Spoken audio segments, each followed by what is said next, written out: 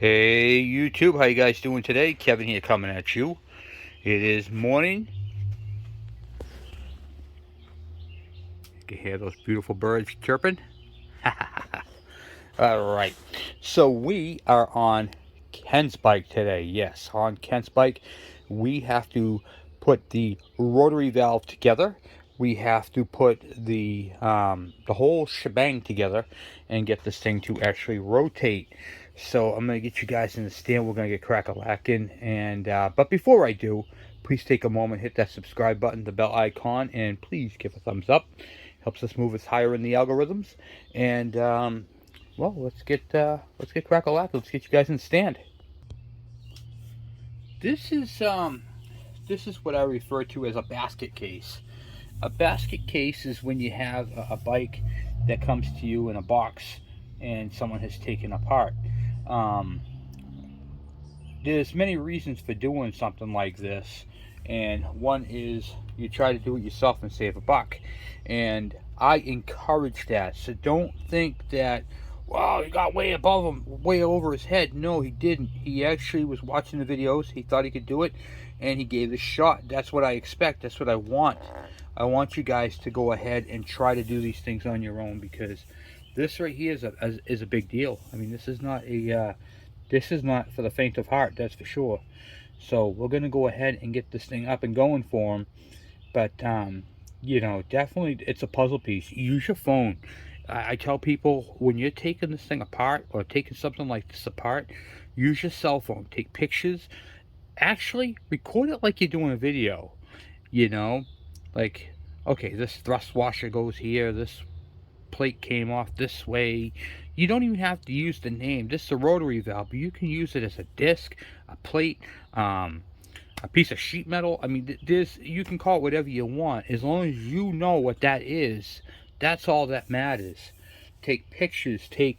Use a marker. Mark it. You can write right on it. You know, case side, engine side. You know, side cover side. However you want to put it. You know. There's all kinds of things, you know. You make sure you keep it clean. Make sure the gasket surfaces is clean. You know, those sort of things are very important. Um, so I just want to put that out there. You know, this is not something that um, you just rip apart and then don't care where the parts go. Take your time with it. Mark the stuff. Keep an eye on the stuff. There's no timing marks on these gears. They just rotate, you know, like that right there, and then you get your kickstarter gear here and all that stuff. So just keep that in mind. All right, so what I'm going to use first, we're doing some preparation stuff right at the moment. I'm using some 240 emery cloth, okay, and on this shaft right here. This is where this cover will typically get hung up, is on the shaft, and it's on that rust right there.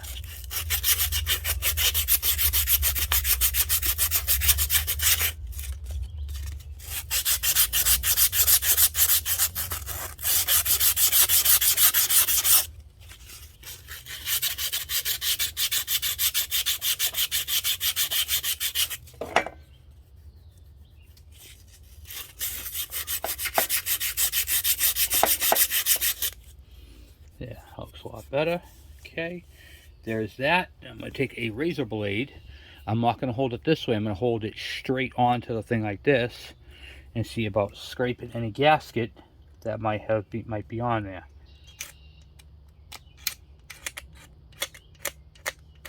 I have a burr right there where the cover was pried up right there. So at that one, I'm going to go like this, and you can see how it catches right on that burr. We're going to grind that down so it's nice and straight and flat.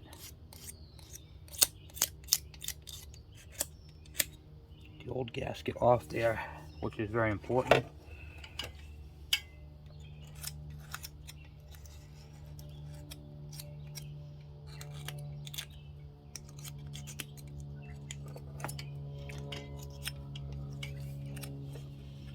Just want to make sure all my gasket surfaces are taken care of first. Okay, good.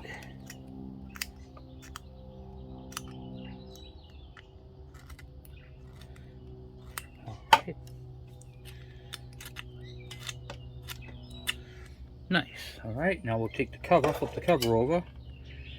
Oh, cover looks perfect. Just right there, one little spot.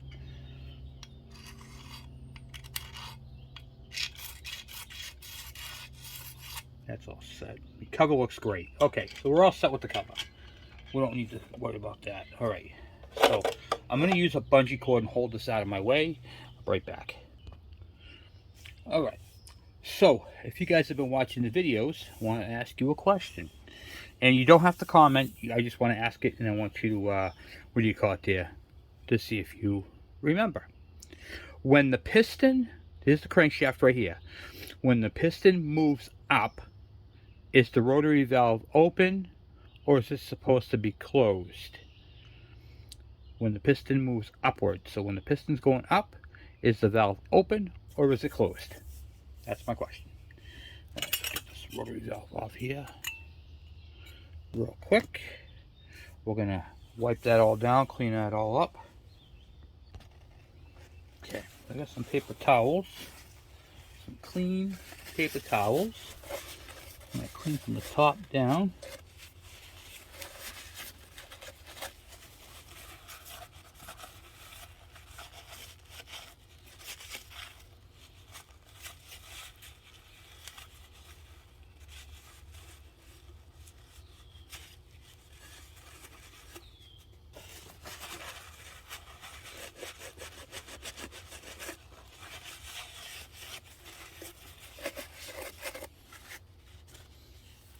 I still got to address that mar right there.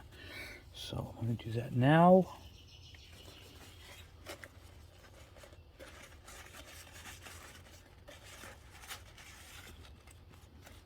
Okay.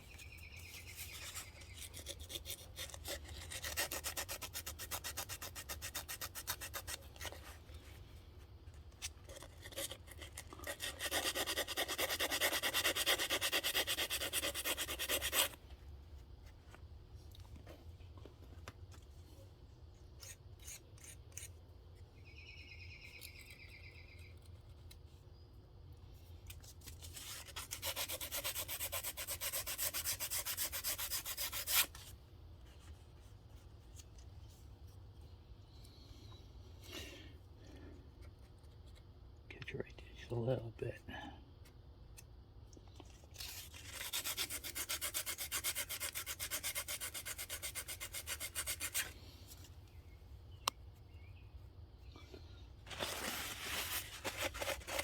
Okay. Alright, so I basically took the mar down. I call it a mar, it's just like a mark right there. They lift up a little bit. If it's slight, it's okay. That was pretty bad. That was clearly hit with a screwdriver to pry it out. Alright, now I'm going to wipe up this brand new rotary disc.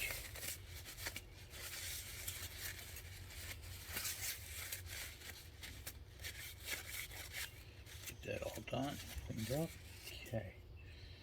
Alright, now on the rotary disc, you can see right here it's got a big tooth and then all the small teeth. There's a spot right here where that goes.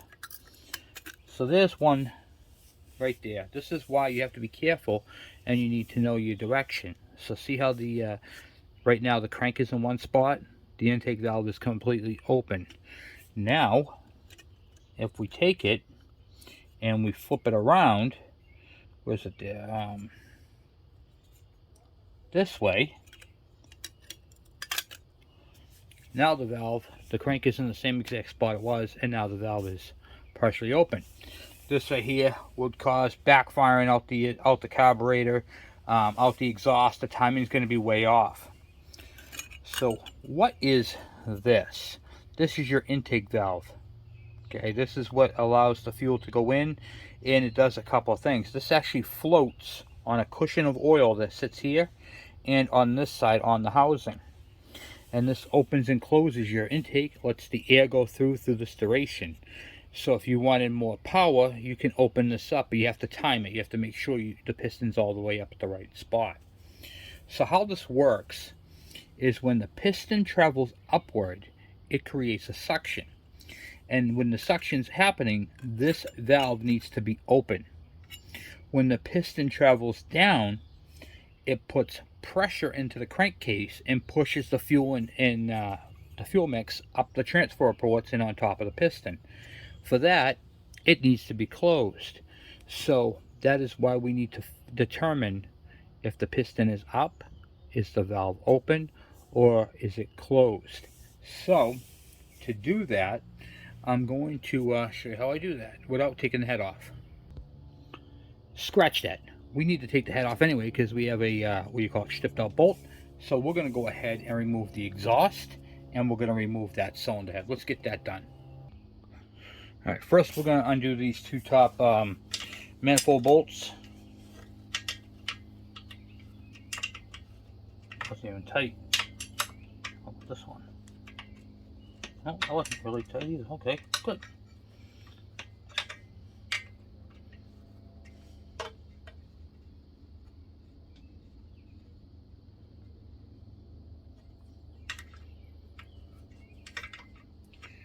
So I'm going to take these two bolts off. I'll be right back.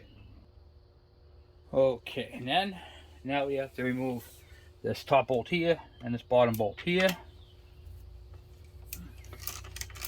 A couple of 13 millimeters. Well, the heads of them anyway, not the actual size of the bolt. Okay, there's one. And then this one's just a nut and the washers.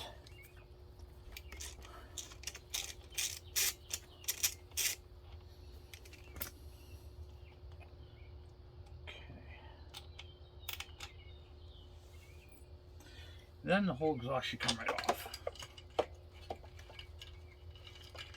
Figuratively speaking, of course. There we go. Okay. Alright, now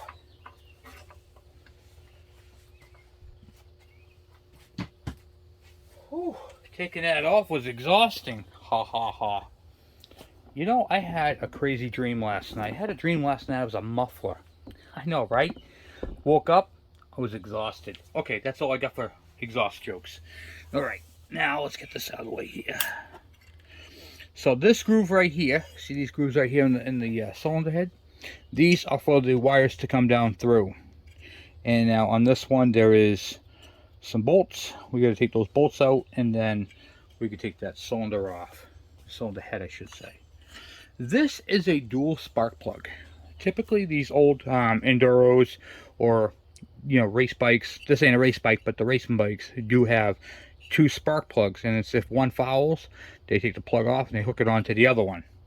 So pretty cool. We're going to go ahead and take these bolts off.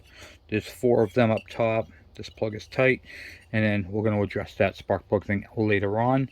We just need to set up the rotary valve is what we're doing right now. Okay, might have to take these, depending upon how long these bolts are, might have to take the tank off. I don't remember if I can get them out without doing that or not. Oh yeah, I think I should be able to. Yep. These are specialty ones. The sleeves. Wow.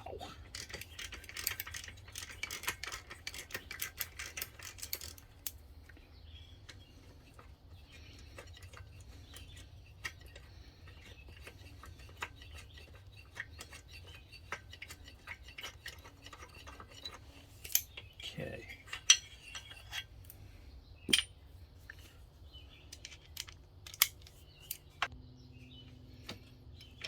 I wasn't going to bore you with taking off all the other ones, so I just did one, and then I figured I'd bring you back in for the next one on that back side. So we do not have to remove the tank.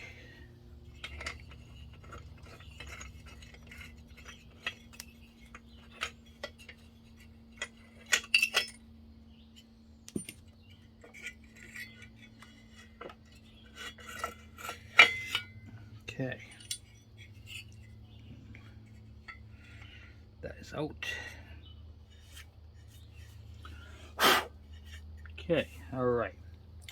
So now the piston, which is right here, is down, and the rotary valve should be closed.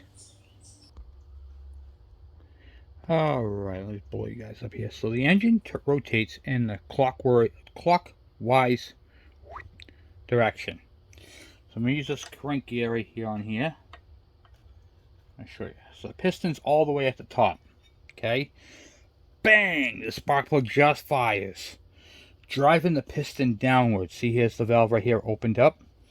When the piston starts to go down, see how it closes off the valve? The valve is closed, and what's happening is, as the piston's moving down, the bottom side of the piston is putting pressure on all the fuel mix that the intake just intaked, and it's pushing it up the transfer ports right now and getting ready to dump it into the cylinder. Okay, so now the valve, the piston is just about all the way at the bottom, and then the valve starts to open right here as it starts to go back up, and that's it right there. Boom. So what's concerning to me is the timing on this thing, because right now the piston is all the way at the top, and I just want to make sure that's the same exact rotary valve that came out of this. Okay, because right there, see how it's just starting to close right there, but it's already a quarter of the way down the stroke. So what you'd want is, you'd want this right here to be more closed off when that thing starts to come down. If you can do that, then you're gonna have yourself a better, a more efficient pressure. Alright, let me see if I can get the old rotary valve and compare the two. Okay, so it is the correct rotary valve, so we're gonna go ahead and put that back in. Well, it's just kind of weird that that's like that. Interesting more. See how old and worn out the other one is? And that's the new one. Okay, let me give me a minute. Alright, now what we're going to do is we're going to pop that valve back off. I'm going to use my Permatex. This is the 81950. This is the stuff that I use on all my assemblies, and I'm going to tell you this stuff works good. Once again, Permatex, send me something, and I'll put a banner up or something. I use you guys all the time. Should be working together, right? Alright, put this on here like that. I'm just putting well, I put a lot of it, but you don't need that much. You just need a little bit. I'm going to actually use some of this on the other side too. You just want to coat the thing. You don't want it to be like crazy, like I just did. But luckily I can just use on both sides, you know. Okay. Alright. Then that back into place.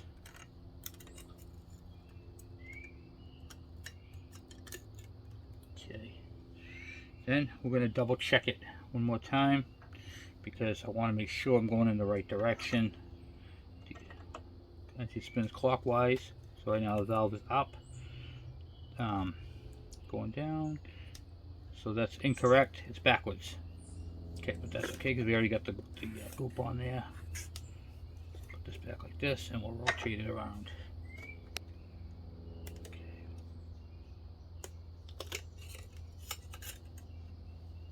Flip that around this way. Okay, let's try that again.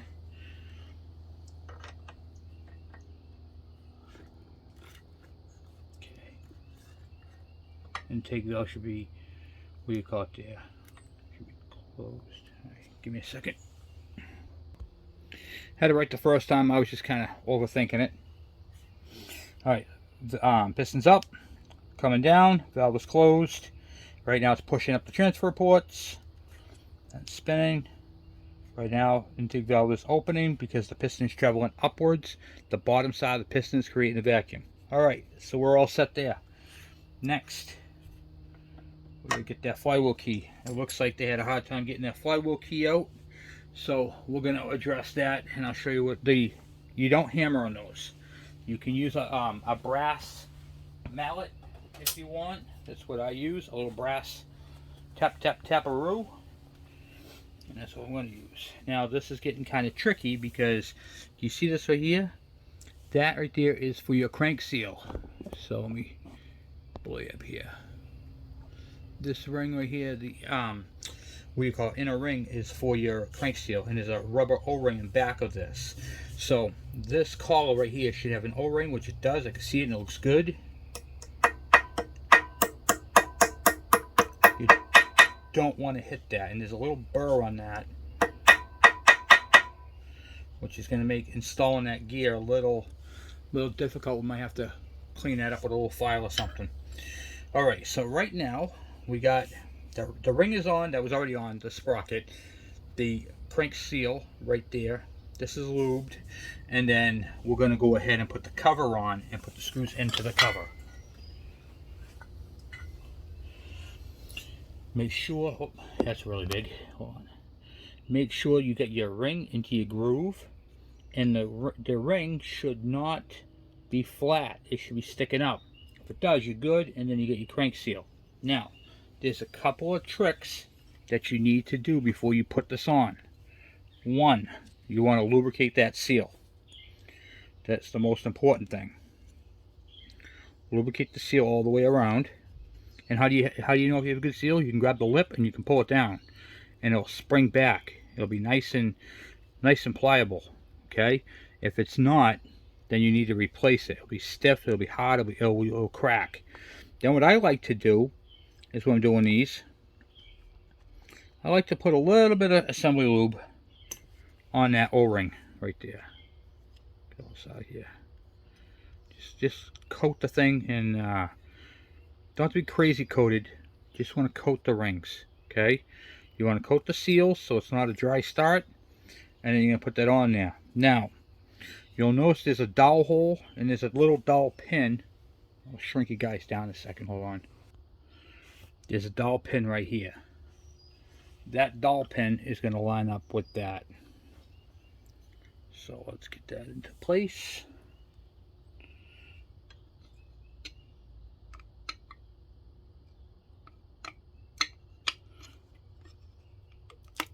What I'm fighting with right now is the crank seal to get over that little piece right there.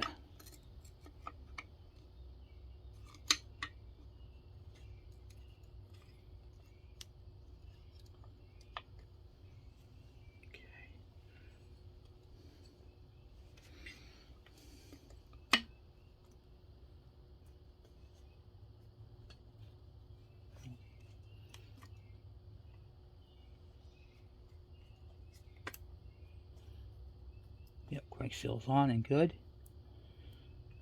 Okay.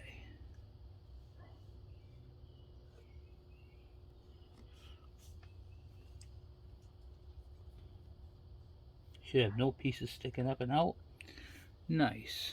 Okay. So now we have that part's all set in there. And then we can go ahead and put the screws in.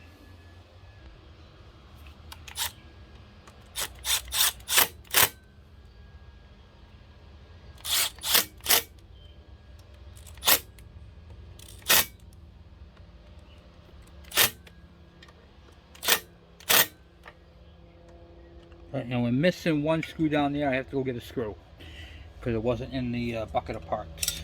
And then, of course, there's this little guy. Do not forget your transfer tube. This goes right up in here. Without that, when you start the engine, all the two-stroke oil will not be going in the engine. It'll be going into your oil, your crankcase oil right here, and that would be very, very bad. All right, let me go get a screw. Alright, I just put the screw in. I thought I was recording, it wasn't. So now it's got all the screws in. The crank seals are good and in. They feel good all the way around. Now what we have to do is we have to put this gear on. Now, when you watch videos and they show you a high-speed way to show you you put this gear on, there is actually a special certain way that this has to go. You see that hole right there? That faces you. This little shoulder faces the back. Why? Why is there a shoulder? Why is there a hole? That's what we're going to talk about right now. So on this, there is a washer, and this washer has a little tab. That tab fits into that hole right there, and you can see how this is all boogered up right there. That's okay, because what that is when the nut goes on and it's tight, that gets folded onto it, and that's how that works, like that. that, and that gets locked onto there. All right, that's our next step. I'm gonna go take a break, and I'll be back. All right, we're back. So now I got the keyway out, and there's a burr on it. I'm gonna use my file, and I'm just gonna dress it up. And this is a little easy. It sounds easier than it is, but if you get yourself a good file, you can just dress it up.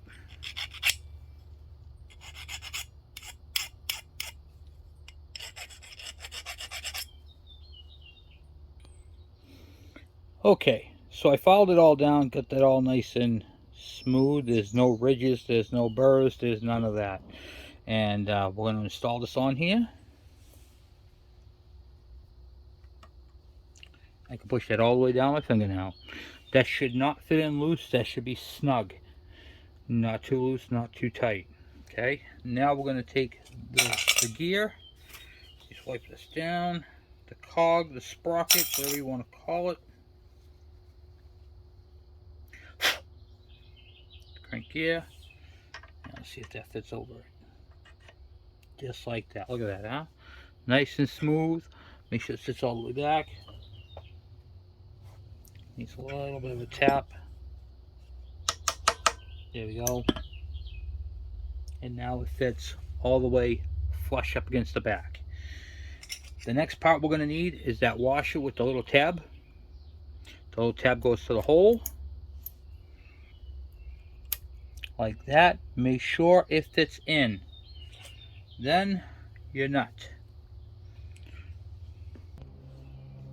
Put the nut right on there.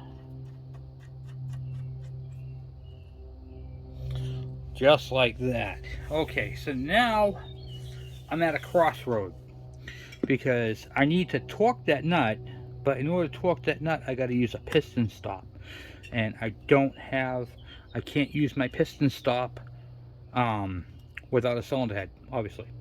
So at this time we're going to go ahead and repair that cylinder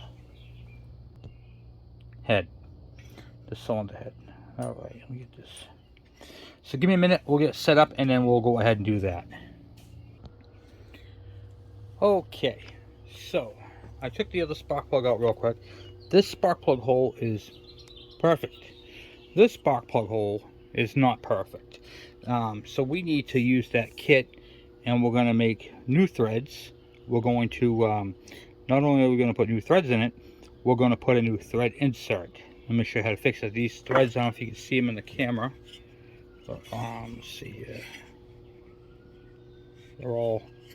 It was cross-threaded and boogered up. So we're going to go ahead and fix that so they tighten up properly. Okay, so I just opened up that kit that he supplied, and I don't like it at all. It's got this big crazy tap here that doesn't even fit into the hole. And it's got, so these are my style right here that I use. Been using for a very long time, and here's his style with the shoulder on it. And this thing is light and flimsy. Mine has got some weight to it because mine's metal. This almost feels like plastic. It's awful. I would not use this in the engine. So what we're going to do is I need to put this on. So we're going to prep it with my kit, and I'm going to buy one of my inserts because I get mine at AutoZone. I don't know where this kit came from, so we're not going to use that. But I do want to show you this for this video, is how do you know what thread insert to use, because there are so many of them. And what you're going to do is you're going to take your spark plug and you're going to find the one that matches. That's the thread insert you're going to use. So what we're doing is we're boring out the hole. We're going to use a big tap. We're going to tap the hole. We're going to put Loctite on the thread, the new threads, get them in and get them seated. And on my style, I have this little piece right here. What this does is this goes in here, and see that little bevel right there? This is why I like my style. See this knurled edge? This goes in here and it peens it over, so these right here actually stick into the aluminum, where these ones right here raised above it, and the spark plug actually does not sit flat. Mine will sit right on the flat. It'll look just like that when I'm done with it. So this one will not. This will have this little lip on it. So we're not going to use that. I don't like that. So we're going to use my tap, and then we'll just get the insert later and put it in. So mine actually has two taps. It steps up. So here's the small one. Here's the big one.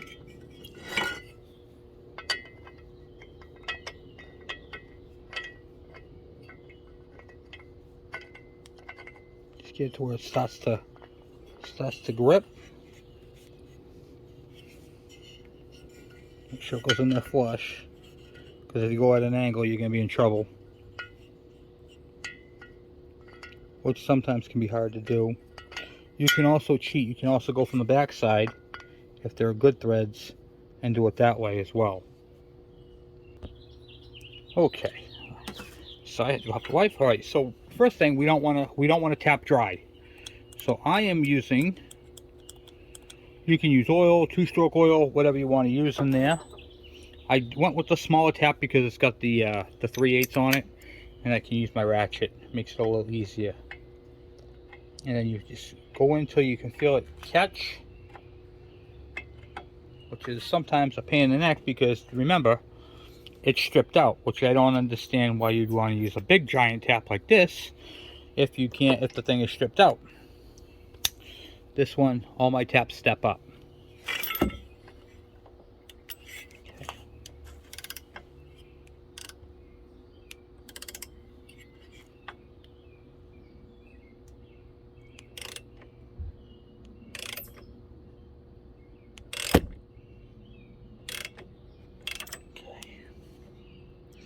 Once you get it going straight, take your time.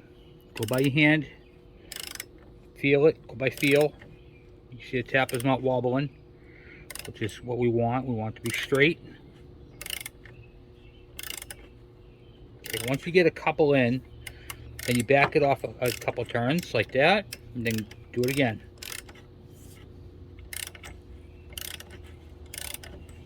Just like that. And when it gets tight, back it off a couple of turns, go back into it, tighten it up again.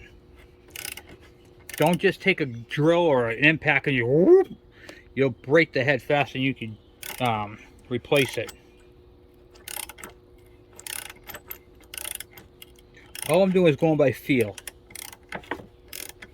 So these little grooves are called flutes, and as you cut, they fill up with metal.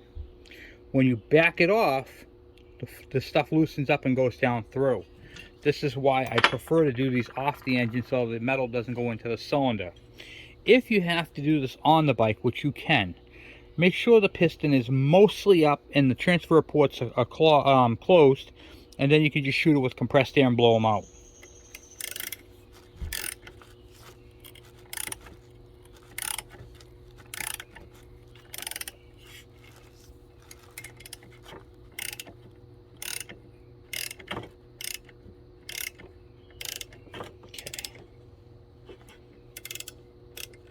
And that will clean it all up nicely. When you start getting into the bigger part of the tap, give it another thing of oil shot, and just take your time. This is the part where you're actually cutting the new threads. And you want to make sure it's coming through on that side straight, because if it's not, you could mess up this whole head.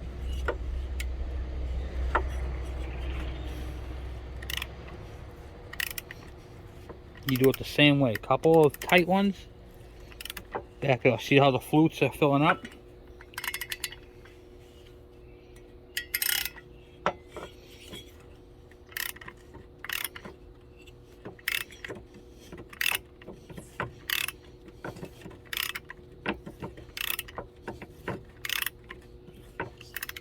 Now we're literally cutting new threads.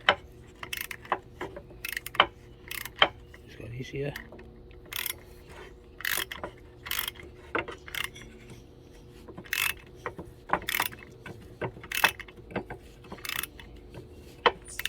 That's why I couldn't understand why they even made that. It's just, that's totally not going to work.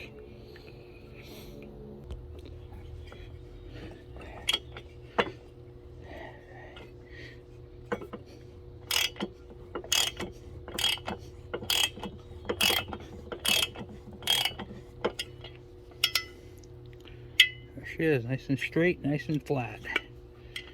All right. I'll pull that out.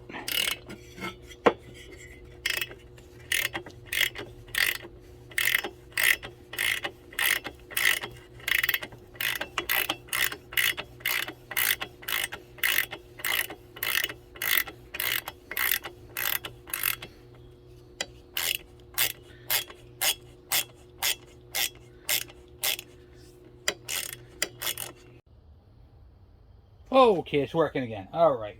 I had my phone outside in the sun and it overheated, so I had to stop recording.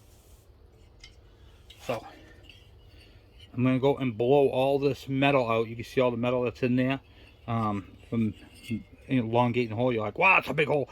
The insert's going to fill that right in. It's going to be nice and smooth. It's nice. It came out really nice. I'm very happy with that. All right, so I don't have the correct one, like I said, but I want to show you how this works. So this piece right here, the thread insert, now goes this way here, goes in here like this. See the knurled edge? So you can see that right there. All those, oh, sorry, all those little dots on the edge. So this thing screws all the way in. This one's too big for this. So you'll get the idea in a second. And it goes all the way flush. So see how it's raised up a little bit? It's a little tough to get in because of the knurled edge. But when that goes in, then I put my piece in there and I whack it with a hammer, and what that'll do is it'll expand it, and then that won't come out again. And on the threads, we're going to use a little bit of red Loctite so it doesn't come out again. And then that's how you fix. This is called a helicoil or a plug tap. So, but we wanted to make sure that it was flush. So it looks on the other side. Right there you can see the small hole for the regular plug, but this will look the exact same as that one once it's all in there. Pretty cool. Alright, now we're going to put the top end back on, the spark, the, what do you call it there? We're going to put the gasket back on. We're going to put the cylinder head back on. We're not going to tighten it all the way though. We're just going to set it on there so we can go ahead and put the pieces in there so we can torque it, if you will. So I like to do that so I don't get all the metal in there out, you know, get it all stuck in there. Nothing worse than having an engine full of metal. Okay. I'm using the gasket up inside there. 17mm on these. I'm going to put these on. I'm not going to tighten them. I'm just going to snug them.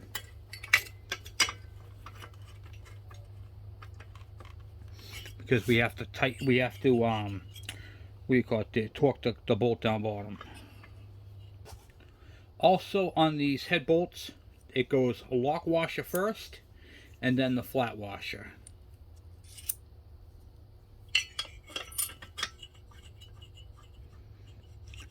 Start them by hand. Do not wrench them down with an impact until you get them. So you should never use an impact, but don't just monkey tighten them, you know, with an impact. Drive them right home, you know. You don't want to be doing that. Alright, now I'm just going to zap these down. Not crazy tighten them, but I'm going to use my Milwaukee M12.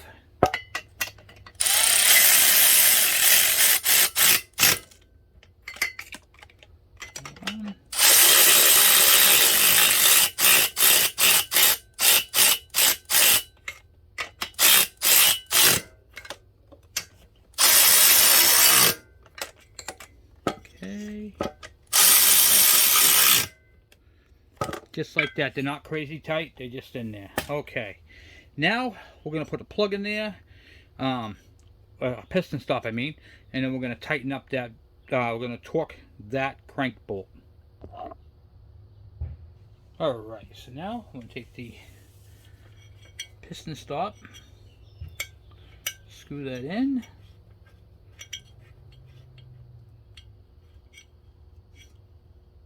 Okay. And this gets torqued to, what do you call it there? I think it's 33 to 46 pounds in between there, so I'm going 44 on it. It's a happy medium. And then socket on there. I'm using my torque wrench. Torque that up.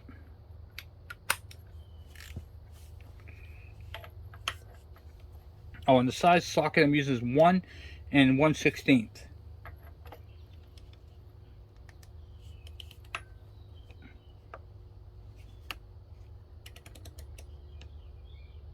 This thing lights up. It's pretty cool.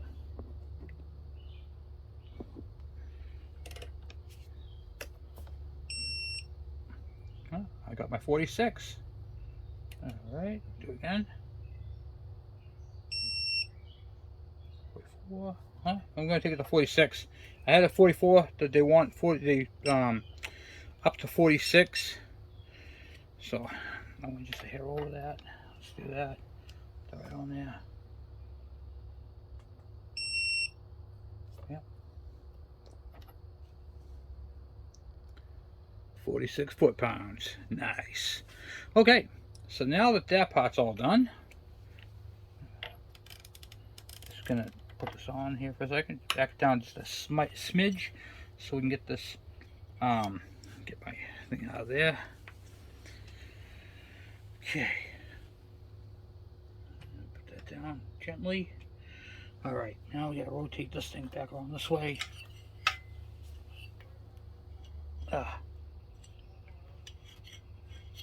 Kind of a pain in the neck to get this out of here, but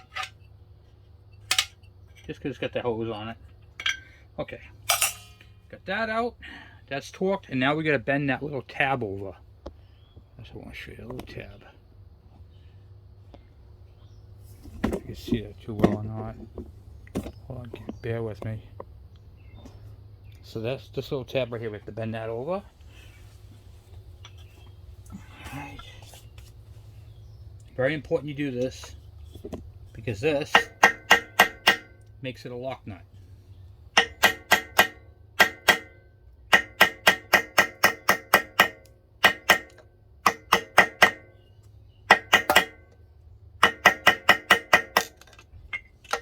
Kind of hard doing it like this. Move this out of the way.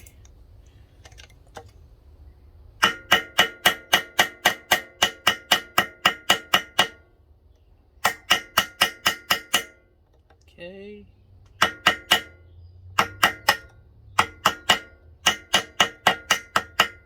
Okay, now it's bent over right up against it.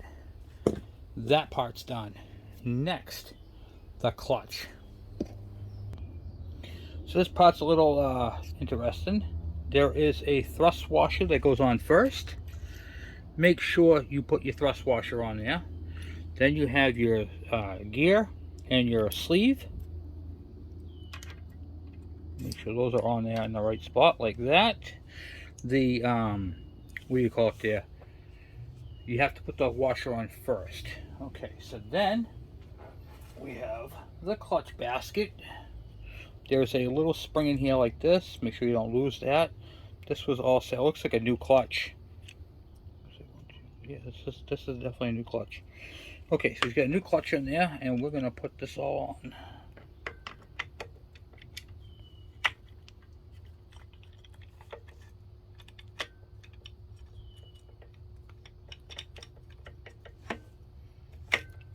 Oh, okay, that fit on there nicely. Then we're gonna put on the I'll show you.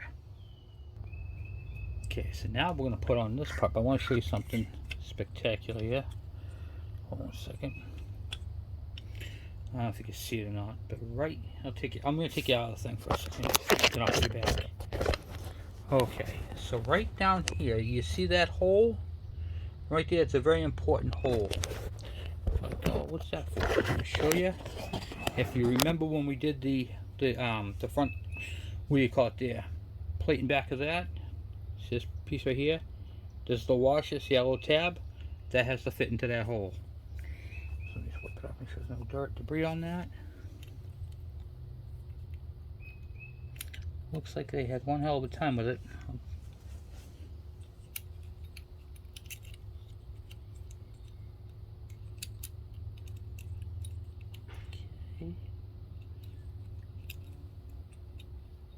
Alright, That's in the hole. Then we get the nut.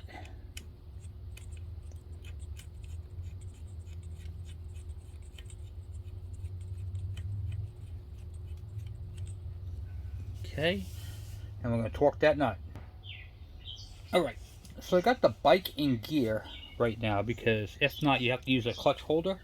I don't have a clutch holder for this clutch, so I'm not going to sweat it. I'm just going to adapt. The bike's in gear, and then we're going to go ahead and try torquing it down like that to 36 foot-pounds. Okay. And we'll see if we can't just hold the brake or the bike and then torque it down with 36 foot-pounds. Okay. Let's try that. May or may not work. Hold on one second.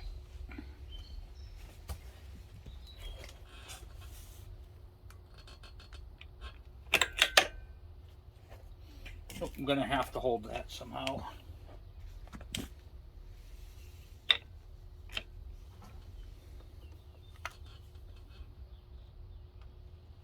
Yep, definitely gonna have to hold it. All right,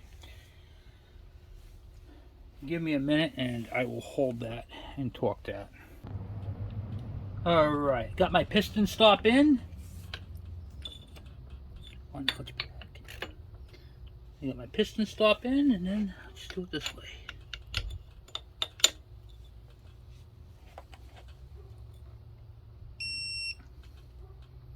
$36. One more time. 36. All right, good. All right, nice. That, my friends, is how that's done. A little unorthodox, I know, but it works. Okay. Then we have to pull that tab down and get that over that to lock it in. Then we can start putting this back together. That's what we want, right?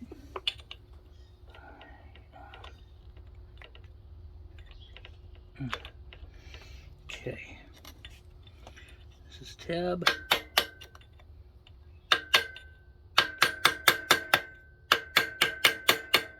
Nice.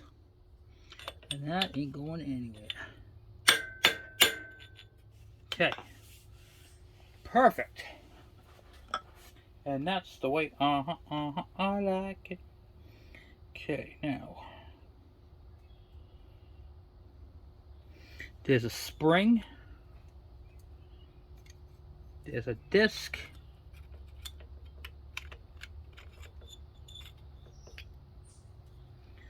There's a pressure plate.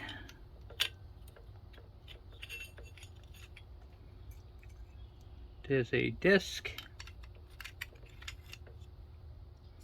There's a spring.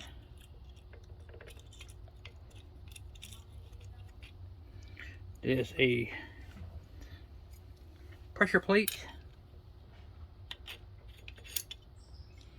There's a disc.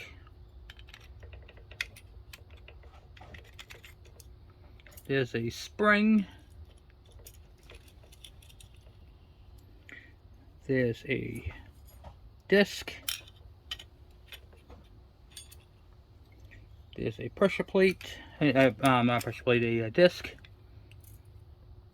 There's a spring. There's a pressure plate. There's a disc. And there's a spring. Okay. Nice. Now we put this on, and here's the rod right here, goes through the center. And you have these little grooves right here that fit into there, so pressure plate, I guess you'd say. It's kind of funky to get in because of that little rod. There we go. And you gotta rotate it until you get into a groove.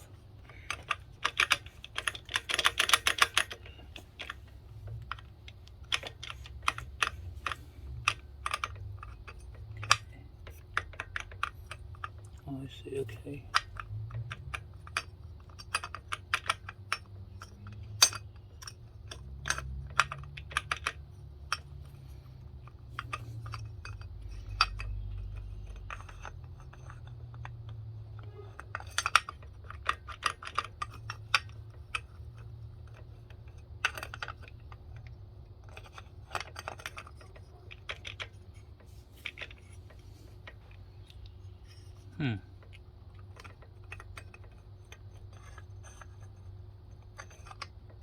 There we go.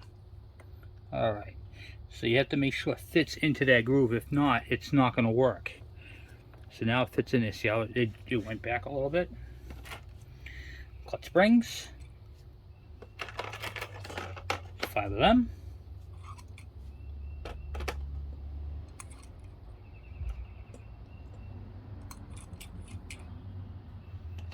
Then we have our little screws. Hold these in.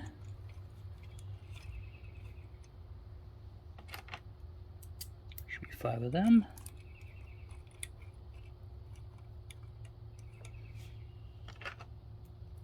And don't forget your washers. There should be a washer on there as well.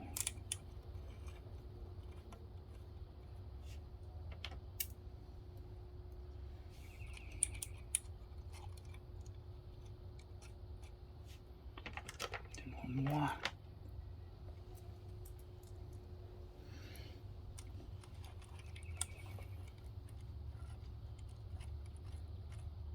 Okay. And then we're going to push all those in. Get those all seated. I'm not torquing these, I'm just winding them in a little bit.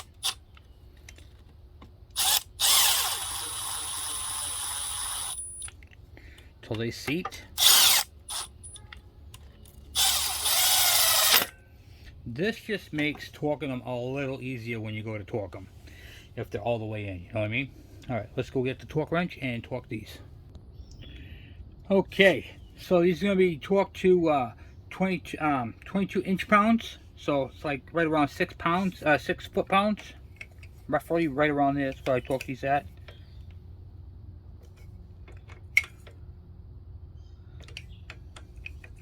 It's not a whole lot on these, believe it or not. These are very small, and they break easy.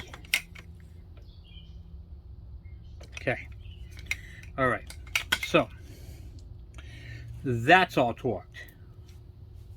We're good with that. What do we have left? Well, we have to glue the gasket with some shellac, put that on, and then we can then go ahead and install the cover. But before we can install the cover, we have to inspect it. So it looks like there's, oh nope, that's clean. Just gonna blow that out real quick. Here's the seal right here for the intake, and we're gonna put some I'll put some oil on the intake around here so that the seal can have something to be happy with. That, huh? Put some on there too.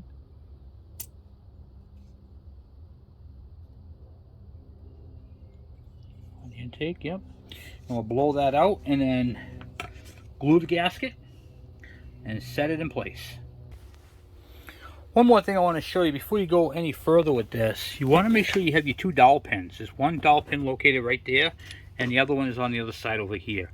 And also I noticed that the oil pump is in. We have to unscrew that before we put the cover on. You never want to unscrew, you never want to try to force the cover on with the oil pump still bolted in. And the reason for that is if it doesn't properly line up with this and the arm is going this way, it will literally break your oil pump. So we don't want that to happen, so we're going to unbolt that. I'm going to do that off camera, just 2 screws, and then I'll show you how I put it on. So here is another product I use by, what do you call it, the Permatex. This is shellac. It's a gasket compound. It is, it basically helps the gasket seal up, and it makes it, well, if there's any burrs or anything like that, it really helps in, fill all that in. Also, this stuff really reeks, guys. It is terrible. It smells awful, but it works amazing. And if you get it on you, you're literally going to smell like you pooped yourself. Sorry to say, that's just what it smells like. And it's made by Permatex, so you know it's top quality. Alright, let me see here.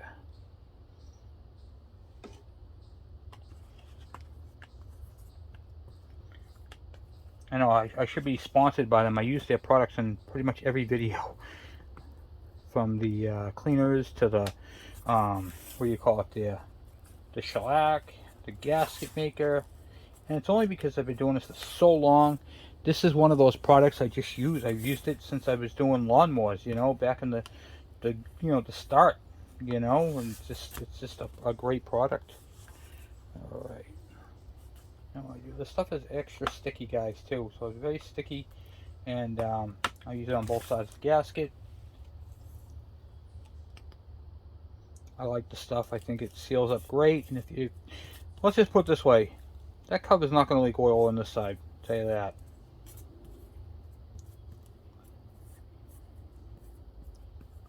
And I just paint it on like this. Don't go crazy. I've actually fixed broken gaskets with this. I put the shellac on. I had a broken gasket one time. I had to get home, and a valve cover gasket. I took it off because I had a rock around that popped off my car. I had a T-Bird at the time, and I actually had this in my toolbox. Broke the gasket in half. I was like, oh my god. And then I shellacked it, and it never leaked. So I shellacked it, I butted it together, put it in place, let it sit for a minute, and then did that. Okay, so this gasket's all set to go on, and it is tacky, it is messy, and yeah, let me get you guys in a position. Okay, now for the gasket.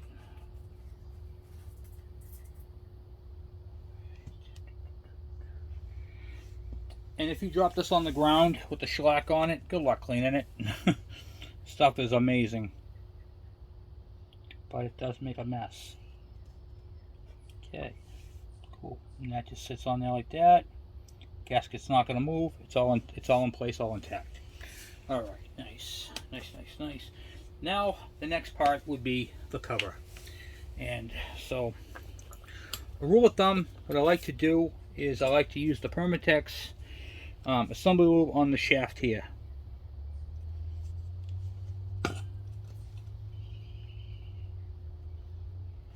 Because this is the hardest one to go on. So a little bit on the what do you call it there?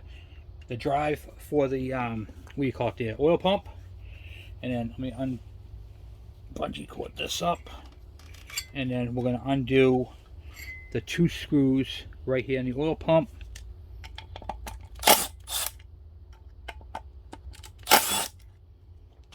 Because we don't want to break that off. Okay. Then we can assemble this.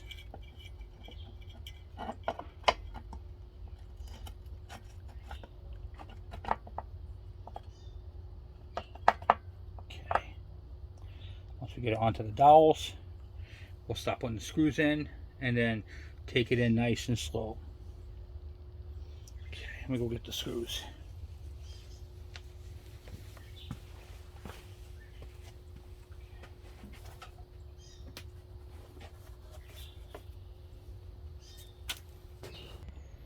Alright, now we got his little template here. We're going to assemble it the way he had it and put these screws back in their rightful spots. Okay, here we go. Want to make sure this is going in. Don't crank it down. We want to just kind of push it around a little bit until it gets into a spot where it's got to go. And then we'll go from there. Don't force it. Never ever force it. It should go in natural. It should go in with ease. You shouldn't have any issues when you're tightening them up. If it kinks up, then you have a problem. Something's not working.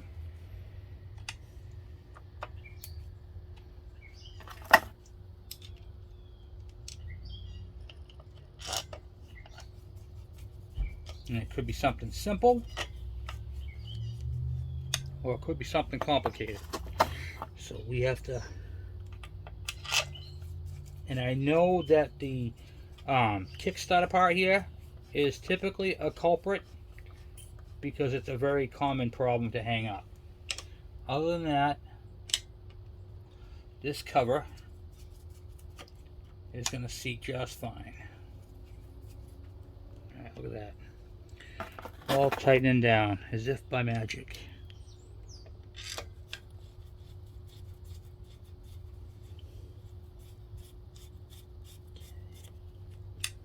Beautiful. Beautiful, beautiful, beautiful.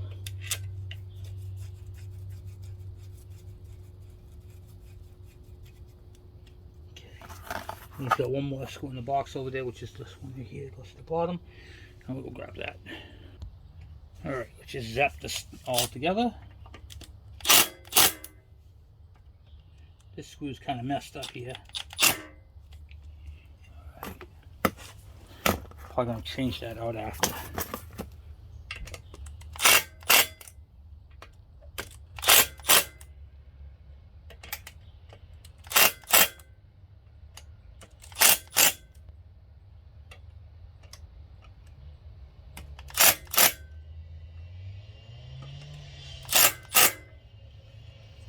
Okay, then, okay, yeah, okay, good, got it. All right, so now the cover is on. Guys, look at that, huh? We got the cover on. That part's sweet. In place where it's got to go. The throttle goes this way. Carburetor is on and mounted in that way. Supposed to be. Get all this stuff off here. Make sure that throttle moves. It does. Moves nicely, actually. Alright. Here's the vent. That vent's got to go in that little hole. I'll show you that in a second. So anyway. Okay. So I'll show you how this goes. That little vent has to go into that little hole because it can come down that way and drain. Okay, that's it. That's where the fuel comes in, I believe. No, that's the vent. The fuel comes in there and then goes down through. So we'll have to check that out and see which way that goes on this particular carb. It's gonna go one of those other. And then I gotta put I gotta line up the oil pump and put the 2 screws in for the oil pump. Oh, thought I was recording. I rotated the back of the oil pump until they lined up. Now I'm gonna put the screws in. This tall one.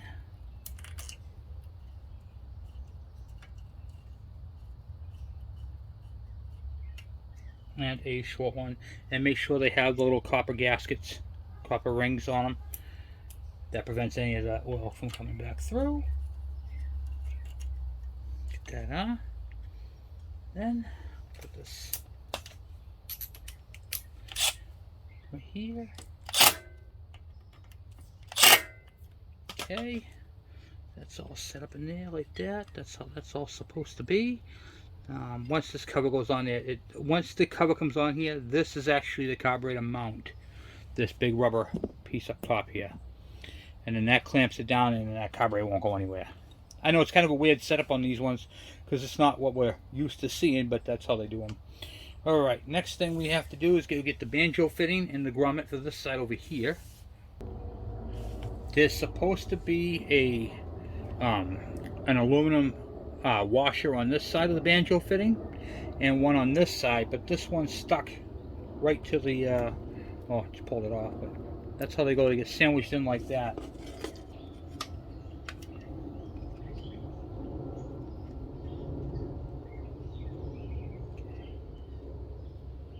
Put that on like that, nice and loose.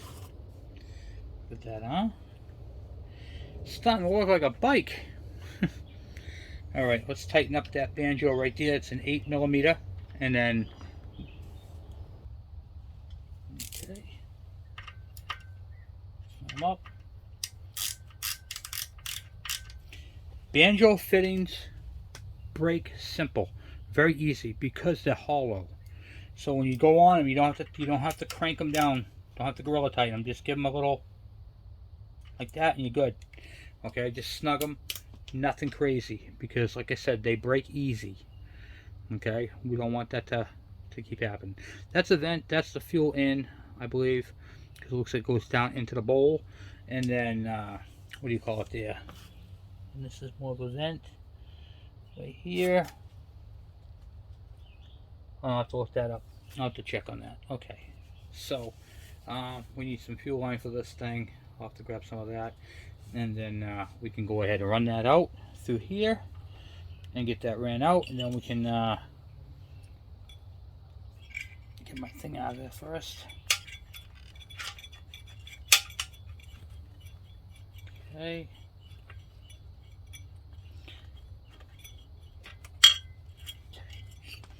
Good. And we also, what's one of the things we have to check? We have to check the alignment marks on this right here and make sure that they are lined up. If they are not lined up, you can have a problem. You're at an angle, so it looks like they're off. Let's see how they are. Where are they? They are perfect. They're right on. Okay, good. So I'm going to stop for now here. Hope I can get this thing shrunk back down. I'm going to stop right here for now, and what do you call it there? There'll be a part 2 to this bike when we'll put the exhaust on and get all that stuff on, the fuel hose, the thread insert, and all that happy stuff. So I just want to say thank you guys for hanging out with me. Thank you for watching. Thank you for subscribing, and thank you for the thumbs up. And hopefully you guys learned something. There is a lot of stuff to these particular bikes, and it's kind of crazy how they work, you know. So one of those lines is a vent, one's a fuel line. I forgot which one's which. I will figure that out, and then I'll get you guys that information as well. We are running out of parts. He's going to buy a new battery because his battery's junk. But pretty much the stuff that's in there is just some extra hose. We're not using that hose. That's bad hose. I don't like using this. This is the stuff you get over at, what do you call it, the AutoZone. It is very bad fuel line. We're going to use the neoprene stuff. I have the yellow, which is better stuff. And then down here we have left. These must be the bolts that are used on the side cover. And then we have a brand new petcock that we're going to install on the bike. And this must be one of the specialty bolts for the cover, which I'm assuming, which we have. Which is right here. This is the Kawasaki cover that's going to go over all that and make this bike look absolutely splendid. So we literally have a lot to do, a lot to put on, and a lot to get crack-a-lacking on. So once again, thank you for hanging out with me. Thank you for watching. Thank you for subscribing. And thank you for the thumbs up. Really appreciate that. Until the next time, I'll talk to you guys later. I'm out.